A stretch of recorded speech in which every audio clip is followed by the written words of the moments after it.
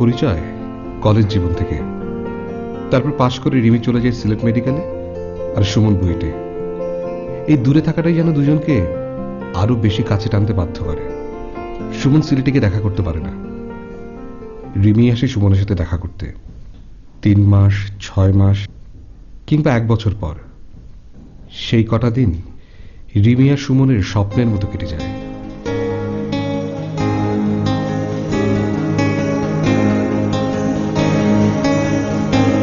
তুমি ভরেছ এমন